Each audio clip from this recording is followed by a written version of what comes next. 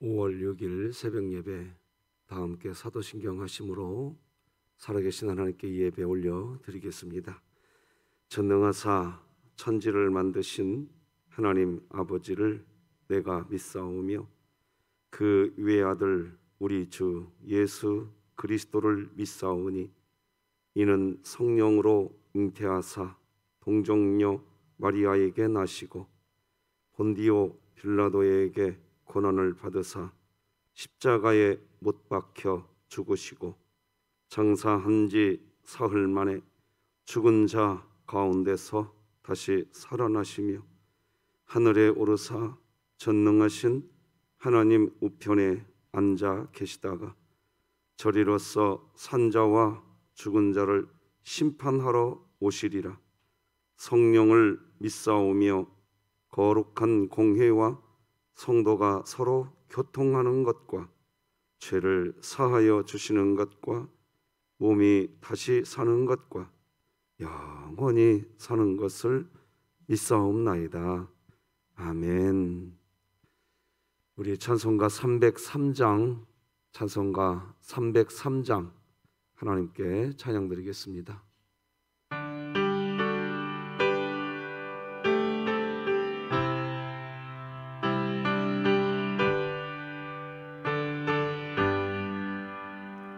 날 위하여 십자가에 중한 고통 받으사 대신 죽은 주 예수의 사랑하신 은혜요 보배로운 피를 흘려 영영 죽을 죄에서 구속함을 얻은 우리 어찌 찬양 안 할까.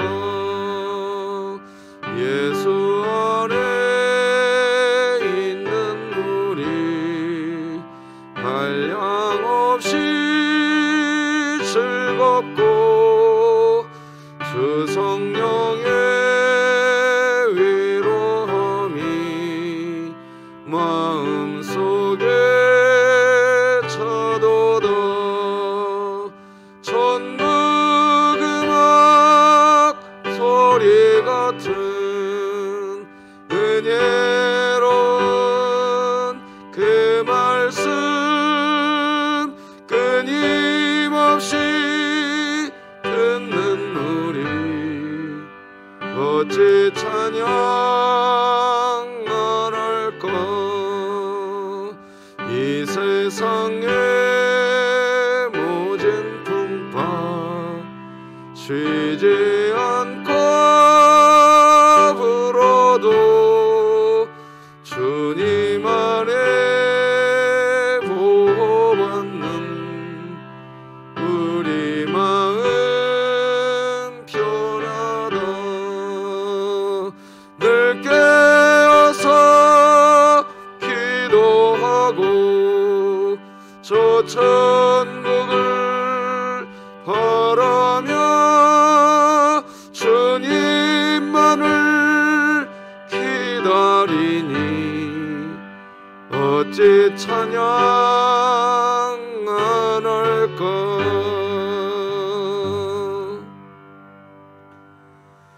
우리 진흥교회 주간기도표 5월 6일 금요일 기도 제목 함께 기도하시겠습니다. 교회를 위해 기도드립니다. 진흥교회 환우들을 치유해 주소서. 우승현 학생, 우춘식 집사, 우정자 은퇴권사, 이명화 집사, 이수연 성도, 이환미 권사, 임규숙 은퇴권사, 진연우 어린이, 최희순 명예권사, 최현정 전도사, 홍성철 협동 은퇴장로, 홍일봉 목사, 하나님의 능력으로 치유하사 2022년 복음을 전수하는 가정을 세우는 교회가 되게 하소서. 이웃을 위해 기도드립니다. 내 이웃을 사랑하라고 하셨던 그 그 참된 의미를 되새기며 오늘도 이웃을 위해 섬겨주며 사랑해 줄 수 있는 진흥교회 성도들이 되게 하소서. 북한을 위해 기도합니다. 대한민국에 들어온 세터민들이 자신의 상황과 환경을 뛰어넘어 남한 사회에 잘 정착하고 통일을 이루어가는 리더들로 세워지게 하시고 진흥교회가 입양하여 섬기기 원하는 평안남도 강동군에 속히 하나님의 은혜가 임하게 하소서. 자녀를 위해 기도합니다. 진흥교회 각 가정들마다 가정 예배를 다시 회복시키려는 노력들이 결실을 맺게 하시며 총회공과 사역을 통해 가정에서도 하나님의 말씀을 나누고 배우며 신앙이 전수되게 하소서. 국가와 열방을 위해 기도드립니다. 인간의 생명은 하나님이 주신 선물 중 가장 큰 선물임을 알게 하사 어려운 상황을 버티다 못해 스스로 목숨을 끊고 있는 안타까운 소식 앞에 아픔을 겪는 아들을 돌보고 서로 도와가며 자살 예방과 생명 존중, 유가족들을 지원하는 귀한 일에 교회가 관심을 갖고 기도하게 하소서. 선교와 전도를 위해 기도드립니다. 전도 특공대 사역을 재정비하고 진행하려고 하는 준비 과정들을 하나님께서 붙잡아 주시고 전도 특공대 대원들이 전도 현장에 나가 복음을 전할 때에 기쁨과 감사가 넘치게 하소서. 이 모든 것 주 예수 그리스도의 이름으로 기도드립니다. 아멘. 오늘 함께 나눌 하나님의 말씀은 룻기, 구약성경 룻기 3장 14절에서부터 4장 6절까지 말씀되겠습니다. 룻기 3장 14절에서 4장 6절까지 말씀, 저와 여러분이 한 절씩 교독하시겠습니다. 하나님의 말씀입니다. 룻이 새벽까지 그의 발치에 누웠다가 사람이 서로 알아보기 어려울 때에 일어났으니 보아스가 말하기를 여인이 타작 마당에 들어온 것을 사람이 알지 못하여야 할 것이라 하였음이라.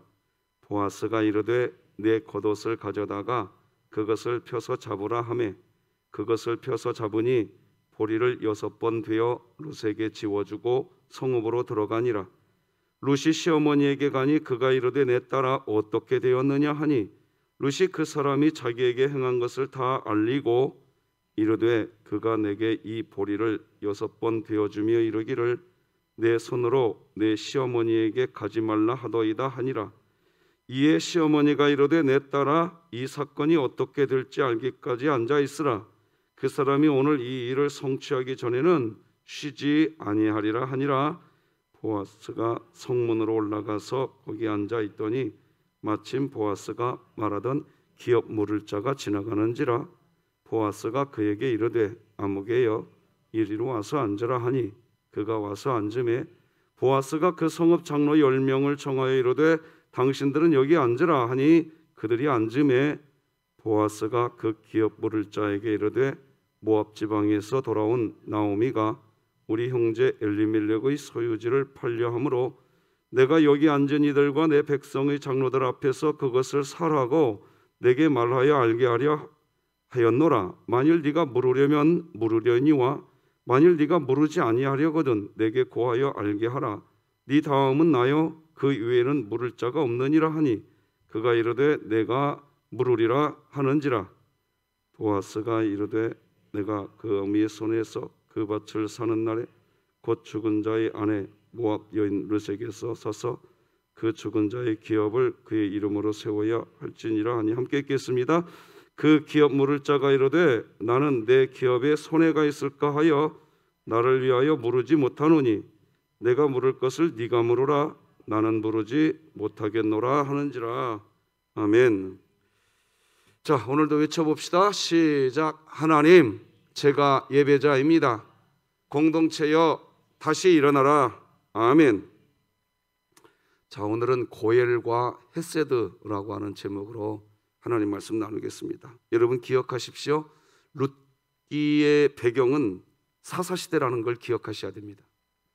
룻기를 이해하려면 반드시 그걸 기억하셔야 됩니다. 그것도 사사시대 마지막 때입니다. 그러니까 여러분, 사사시대는 어떤 때입니까? 자기 소견에 옳은 대로 행하던 때였습니다. 인간의 탐욕과 인간의 정욕, 오직 하나님 중심이 아니라 오직 자기 자아 중심, 이게 사사시대입니다. 그것을 하나님은 자기 소견에 옳은 대로 행하던 시대라고 성경을 스스로 그렇게 평가하고 있습니다. 그런 시대를 배경으로 하고 있는 게 룻기입니다. 그리고 이 룻기에서 보여주는 성경 룻기의 주제는 뭐냐? 하나님의 영원하신 사랑에 의한 구속, 이걸 보여주는 게 룻기입니다. 자, 그런데 이 구속이라는 단어가 어떤 단어로 룻기에서 표현되느냐? 바로 고엘이라는 단어로 표현됩니다. 고엘이 뭡니까? 기업 물을 자입니다. 예를 들면 제가 아기를 낳지 못하고 죽었습니다. 그러면 제 동생이 저희 가문의 씨를 이어줘야 됩니다. 이것이 기업 물을 자입니다. 그런데 이 기업 물을 자는 한 사람만 취하는 게, 그 사람만 취하는 게 아닙니다. 그러니까 형의 아내, 형수님이죠. 형수님만 취하는 게 아닙니다. 그 형수님이 가지고 있는 모든 빚, 그러니까 모든 빚까지 다 자기가 감당해야 됩니다. 기업 물으려면 그렇게 되어야 됩니다. 그걸 고엘이라고 그랬습니다. 자, 그런데 이 고엘, 즉 기업 물으는 일은 가장 가까운 사람이 우선 하는 겁니다. 나오미의 가족에게도 사실은 원래 보아스보다 더 가까운 친척이 있었습니다. 그러니까 우선적으로 기업 물으는 일을 해야 하는 사람이 있었습니다. 자, 여러분 3장 11, 12절을 한번 읽어드릴 테니까 잘 한번 보세요. 성경책 보시고, 그리고 이제 내 딸아 두려워하지 말라. 내가 네 말대로 내게 다 행하리라. 네가 현숙한 여자인 줄을 나의 성읍 백성이 다 아느니라.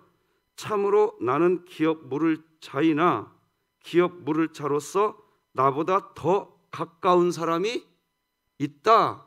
이게 지금 보아스가 룻에게 한 얘기인데, 룻이 여성으로서의 수치심을 다 내려놓고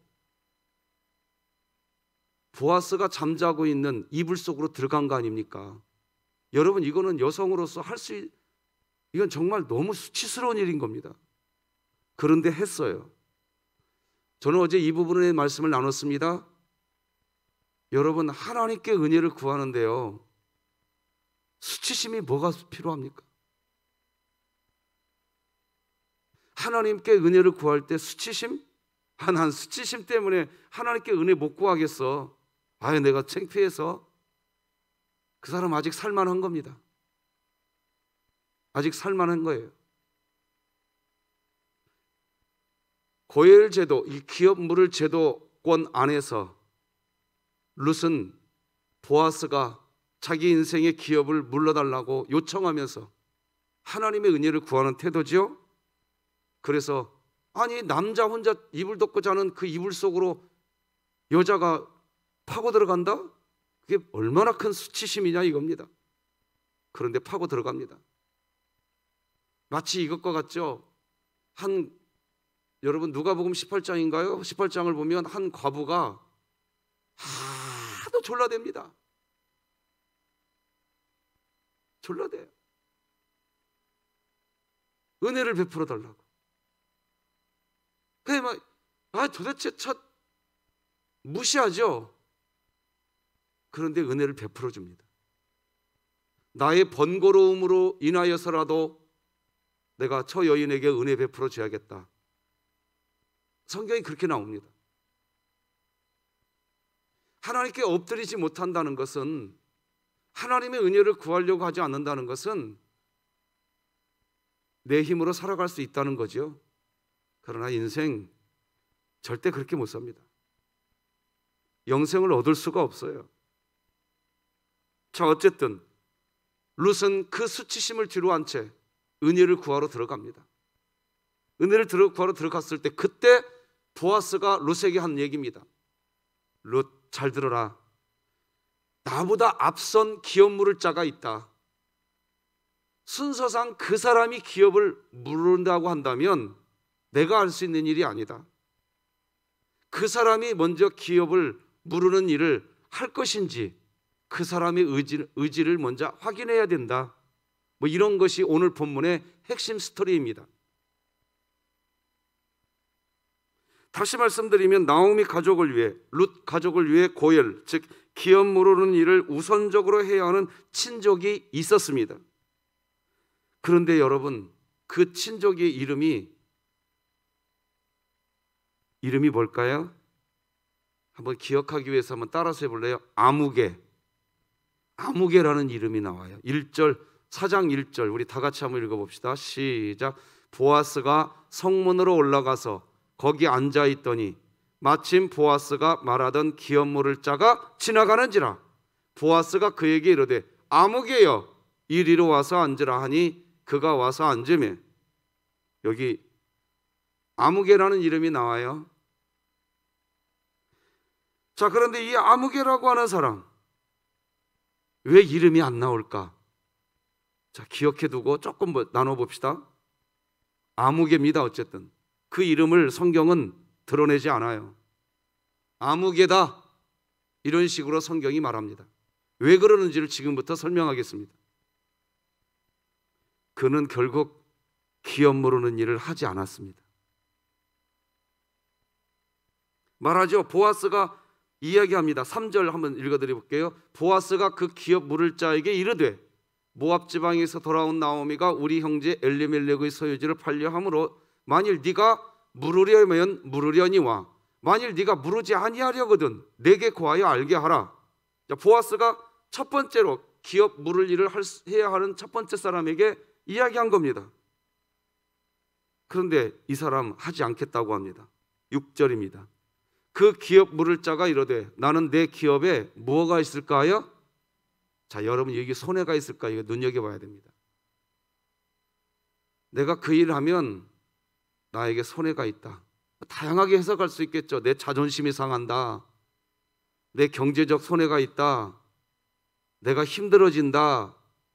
다 해석할 수 있는 내용입니다. 그래서 나는 물으지 못하노니 내가 물을 것을 네가 물으라. 나는 물으지 못하겠노라 하는지라. 여러분 다시 기억해야 하셔야 됩니다. 고엘, 즉 기업 모르는 일, 이 일을 하지 않겠다고 합니다. 성경은 그 사람을 아무개라고 표현합니다. 여러분 이거 오늘 핵심 메시지입니다. 다시 말하면 그 사람의 이름 성경이 드러내주지 않습니다.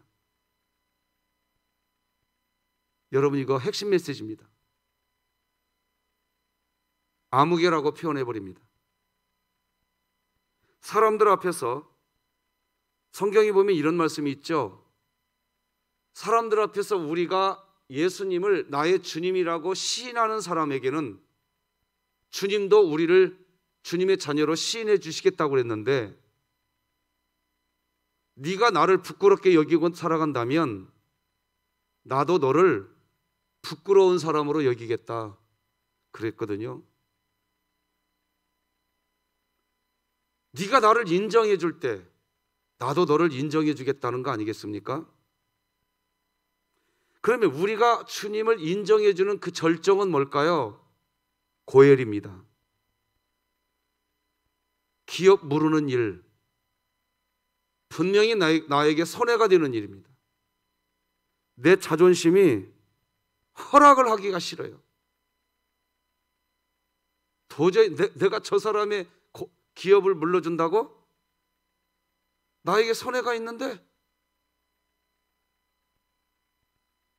하나님이 그 사람을 아무개라고 합니다. 다시 말하지만 기업 모르는 일, 고엘, 그 일을 하려면 상대방이 지고 있는 빚까지도 내가 다 떠안아야 되거든요.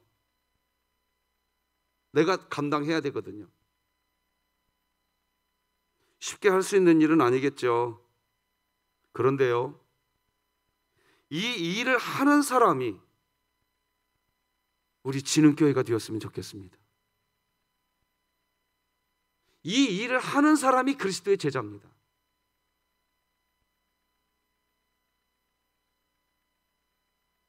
오늘 굉장히 중요한 메시지가 지금 선포되고 있는 겁니다. 나 저 사람 용서할 수 없어. 아무개입니다. 그 사람은. 하나님이 보실 때는 너 용서 못하겠니? 너는 오늘부터 아무개다. 나 네 이름 기억하지 않겠다. 지금 충격적인 본문이 오늘 본문이라는 거 기억하셔야 됩니다. 아니, 하나님, 나 새벽마다 설교했던 목사예요, 목사. 하나님, 마태복음 7장이 이야기합니다. 나더러 주여 주여 하면서 네가 선지자 노릇했다 할지라도 나 너 도무지 모르겠다. 이 불법을 행하는 자들아, 내게서 떠나 밖으로 나가라. 저는 신앙생활하면서요, 하나님께서 이런 기준을 우리에게 주셨다고 믿습니다. 여러분, 자존심 상해서 그 사람 용서 못하겠습니까? 손해가 끼쳐지십니까? 내 자존심 주님이 대신 받아주시고 내 손해 주님이 대신 아신다면 그냥 그 길 걸어가는 진흥교회가 되었으면 좋겠습니다. 보아스가 그 일을 합니다.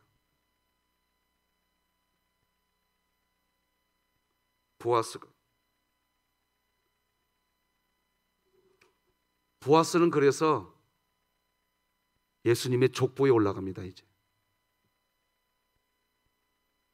놀라운 영광입니다.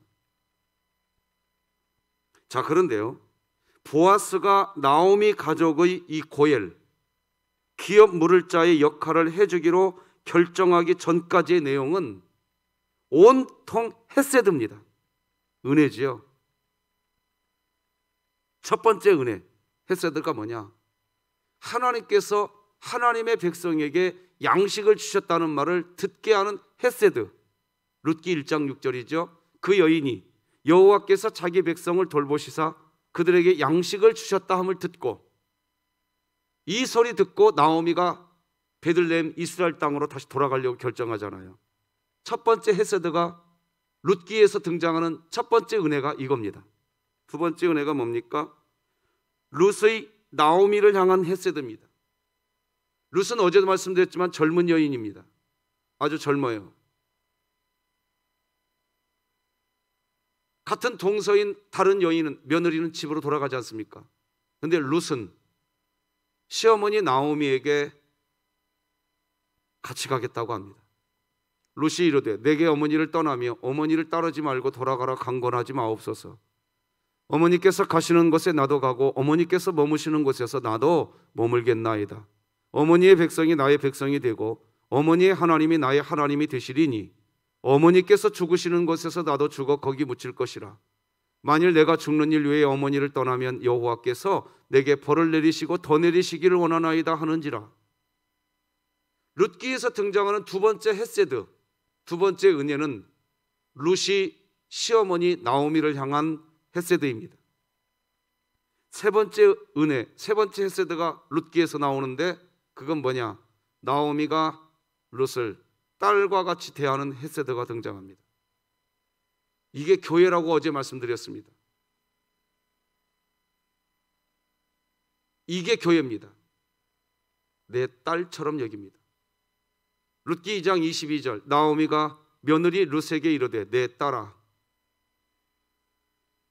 네 번째, 룻기에서 등장하는 네 번째 은혜가 등장합니다. 네 번째 헤세드지요? 바로 보아스가 룻에게 베푼 헤세드입니다. 15, 16절, 우리 2장 15, 16절 같이 한번 읽어봅시다. 시작. 보아스가 자기 소년들에게 명령하여 이르되 그에게 곡식단 사이에서 줍게 하고 책망하지 말며 또 그를 위하여 곡식 다발에서 조금씩 뽑아버려서 그에게 줍게 하고 꾸짖지 말라. 자, 룻기는 사실 이 은혜, 이 헤세드의 흐름입니다. 룻기는 그겁니다. 그러니까 지금 은혜가 흘러가고 있는 겁니다. 은혜가 하나님의 은혜가 흘러오고 서로가 서로에게 향한 은혜가 흘러가고 있는 게 룻기입니다. 그렇게 은혜가 흘러가고 있는 그때 아무개라고 하는 사람은 자기에게 손해가 끼쳐진다는 이유로 그 은혜의 반열에 동참하지 않습니다. 내 자존심 상한다는 이유로 그 은혜의 반열을 외면해 버립니다. 이게 룻기입니다. 여러분, 진흥교회가 40년이 넘게 이 자리에서 하나님 복음을 전해왔다면 진흥교회 안에는 하나님의 은혜가 흘러가고 있는 줄 믿으시기 바랍니다. 사람이 하는 거 아니에요. 목사가 한다고요? 아이고, 큰일 날 소리 하지 마십시오. 내가 한다고요? 아유, 이 무서운 얘기 하지 마시라고요. 은혜인 줄 믿으시기 바랍니다. 은혜가 여기까지 이끌어 오신 줄 믿으시기 바랍니다. 그때 여러분 아무개 되지 마십시오. 나에게 손해가 있다고 아무개가 되지 마시란 얘기입니다.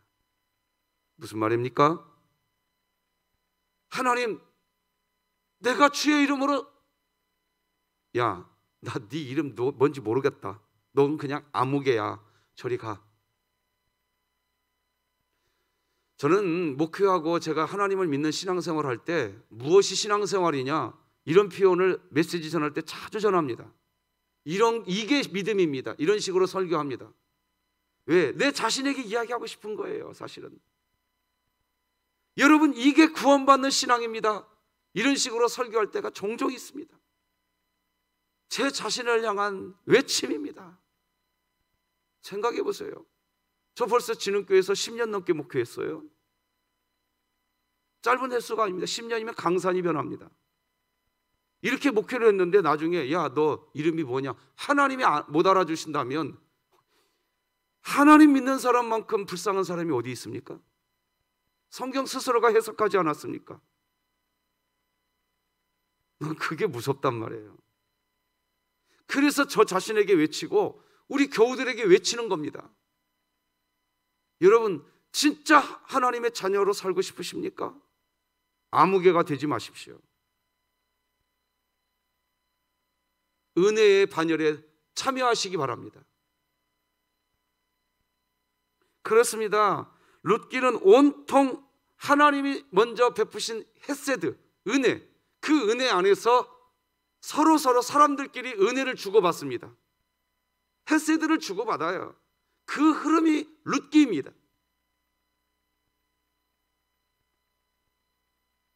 룻기의 중심 내용은 은혜인 겁니다. 은혜.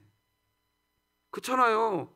베들레헴이라고 하는 신앙 공동체를 엘리멜렉이라는 가족이 흉년이 들었다는 이유로 도망가 버렸어요. 이방 땅 모압으로. 이걸 저는 뭐라고 표현하느냐, 이건 제가 표현하는 거 아니에요. 학자들이 표현하는 거예요. 이 베들레헴에서 한 공동체, 여기 공동체가 돼야 되거든요. 공동체가 돼야 되는데 흉년이라는 이유 때문에 자기는 떠나가 버려.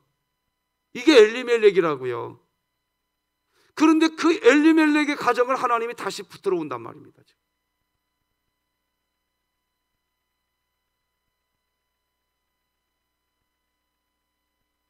은혜죠. 붙들어 와서 교회되게 만드는 거예요. 지금 제가 이렇게 표현하죠. 예배당에 와 있으면서도 교회 안 되신 분들 많다니까요. 교회 되시기 바랍니다. 교회론의 관점에서 성경을 보면요, 성경이 온통 교회만 이야기합니다.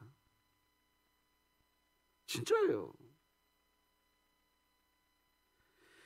자, 그래서 그렇게 룻기의 내용이 전개되면서 룻기는요, 보아스와 룻을 통해서 이제 하나님의 위대한 인물이 태어나는 것을 보여주지요.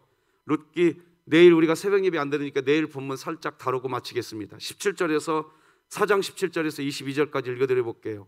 그의 이웃 여인들이 그에게 이름을 지어주되 나오미에게 아들이 태어났다 하여 그의 이름을 오벳이라 하였는데 그는 다윗의 아버지인 이새의 아버지였더라. 베레스의 계보는 이러하니라. 베레스는 헤스론을 낳고 헤스론은 람을 낳고 람은 암미나답을 낳고 암미나답은 나손을 낳고 나손은 살몬을 낳고 살몬은 보아스를 낳았고 보아스는 오벳을 낳았고 오벳은 이새를 낳고 이새는 다윗을 낳았더라. 왜 룻기가 이걸 기록해 줄까요? 자, 다시 정리합시다. 룻기의 배경은 사사시대, 그것도 사사시대 마지막 시대, 가장 자기 서견에 옳은 대로 행하던 정욕과 죄악과 온갖 더러움들이 가득한 그 시절에 빛이 있겠나? 소망이 있겠나? 우리에게 미래가 있을 수 있을까? 하던 그때 하나님의 헤세드가 그 사사시대를 파고 들어옵니다. 하나님이 파고 들어와요. 오늘날 코로나19 시대, 아무리 이 세상이 어렵고 소홀히 여겨서 이렇게 메시지 전하는 거 아닙니다. 동성애를 합법화시키고 낙태를 합법화시키고 정부가 교회를 예배를 이렇게 해라 저렇게 해라 설령 한다 할지라도 그 상황이 우리의 중심이 아니라 이겁니다. 여전히 하나님의 헤세드가 파고 들어올 줄 믿으시기 바랍니다. 그때 아무개 되지 마시라 얘기입니다. 이게 룻기의 메시지입니다. 아무리 사사시대 마지막 때라 할지라도 하나님의 은혜는 들어오겠다 이겁니다. 그리고 하나님께서 이 복음으로, 여러분, 이 복음으로요 파고 들어오겠다는 거예요. 하나님께서 이 복음으로 우리 진흥교회 안에 파고 들어올 때 여러분 모두가 이렇게 대답할 수 있어야 됩니다. 예, 하나님, 제가 하나님 사랑합니다. 그리고 내가 우리 지체들 사랑합니다. 자, 어떤 분이 그러대요. 목사님, 진흥교회에 한두 명입니까? 나하고 친한 사람을 내가 사랑해주는 일을 하겠지만, 예를 들어서 목사님 주일날마다 오늘은 유년부하고 교회가 되시기 바랍니다. 오늘은 초동부하고 교회가 되시기 바랍니다. 목사님 자꾸 그러시는데 나 솔직히 초동부하고 내가 만날 일도 없는데 내가 어떻게 초동부하고 교회가 됩니까? 이런 마음이 드실 수도 있으실 것 같아요. 충분히 이해가 됩니다. 그런데요, 진흥교회 안에 있는 한 사람하고라도 여러분 구역이 됐든 여러분 친척이 됐든 여러분들하고 친한 사람 누가 한 사람이 됐든 그 사람하고 친한 관계, 그걸 교회라고 말하지 않아요. 진짜 교회가 되면요, 그 사람하고 나하고 무슨 일이 벌어지는 줄 아세요? 이 둘이 만났을 때 무슨 일이 벌어지는 줄 아세요? 친한 관계는요, 둘이 만나면 다른 사람 욕해요. 이건 교회 아니라고요. 친한 관계로 묶지 마세요. 교회 되시기 바랍니다. 교회. 그래서 교회가 돼보세요. 진짜로 교회가 되면요 서로 대화하게 돼 있어요. 우리 교회 이렇게 지금 코로나가 이제 풀려가고 있는데 우리 유아부는 잘 어떻게 하고 있을까? 우리 청소년부는 젊은이들이 교회 떠나가고 있다고 하는데 우리 아이들이 잘 보여지고 있을까? 그 대화가요 주 대화가 됩니다. 주 관심사가 된다고요, 교회가 되면. 그런데 교회 안에서 친함으로 묶으려고 그래요. 친함으로. 그게 교회인 줄 안단 말이에요. 여러분, 교회 되시기 바랍니다. 교회 되셔야 돼요. 진심으로 드리는 얘기입니다. 왜 주님이 마지막 날 내가 너희들의 믿음 보겠느냐, 피를 토하는 이 이야기를 왜 하셨는지 우리 기억해야 한단 말입니다. 어제도 말씀드렸지만요, 저는 요즘에 지금 마음이 조급해요. 정말입니다. 근데 이것도 하나님이 내려놓으래. 야, 네가 목회하냐? 하나님이 저에게 자꾸 꾸중하세요. 새벽마다 하나님께 그 음성 듣고 있습니다. 지금 진심으로 드리는 얘기예요. 가을에 또 팬데믹이 올 수도 있대요. 그러면 지금 우리에게 주어진 이 시기 안에 우리가 뭘 해야 되겠냐는 거예요. 지금 우리 진흥교회가 뭘 준비해 둬야 되냐 이겁니다.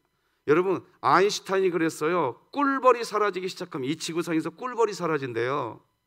그러면 아인슈타인은 뭐라고 말했냐? 꿀벌이 사라지기 시작한 이후로 14,000년 후에 인류는 멸망한다. 아인슈타인의 말인지 아닌지 조금 신빙성이 있는지 없는지는 학자들 간에 논란도 있긴 하지만 어쨌든 전해지기는 아인슈타인의 얘기라고 얘기합니다. 그런데 실제로 꿀벌이 지금 사라지고 있습니다.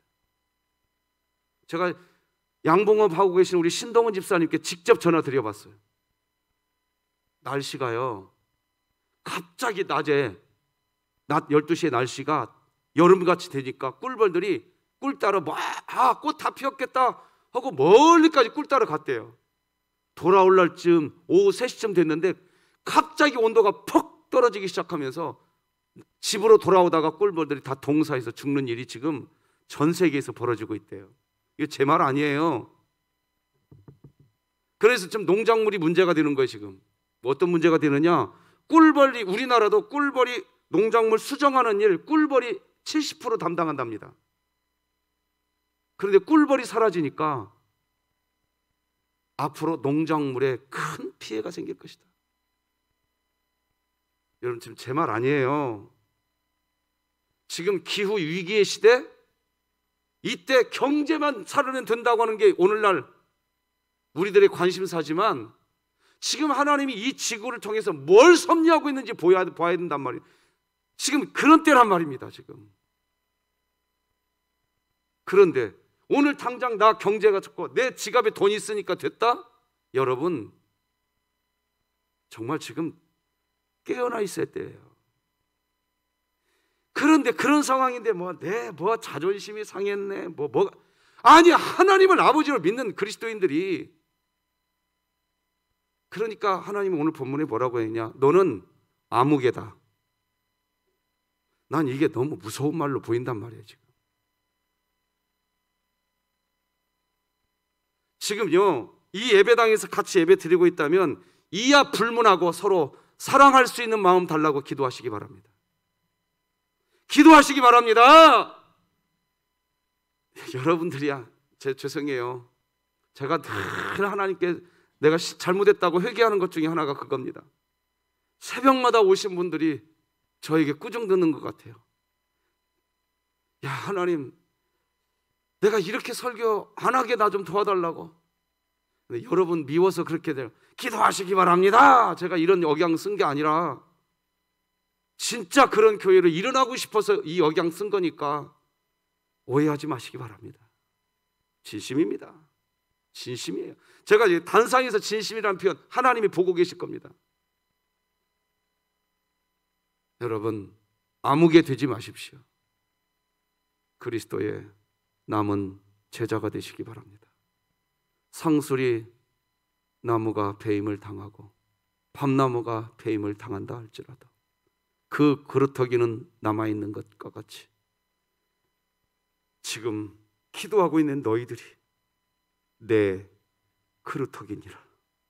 나는 그 음성 앞에, 주님, 내가 그 음성 앞에 내가 여기 있나이다, 나를 보내소서, 이랬으면 좋겠단 말입니다. 룻기가 우리에게 주고 싶은 메시지가 뭡니까? 세상이 아무리 죄악에 관영한 사사시대, 그것도 사사시대 마지막 시대가 되었다고 해도 하나님 안에서 진행되는 두 가지 역사가 있다는 겁니다. 첫째, 고엘, 즉 기업 물을 자. 누군가는 이 일을 한다는 겁니다. 타인의 모든 것, 즉 타인의 모든 빚까지도 책임지는 사랑, 누군가는 이 교회 안에서 이 일을 하게 될 거라는 겁니다.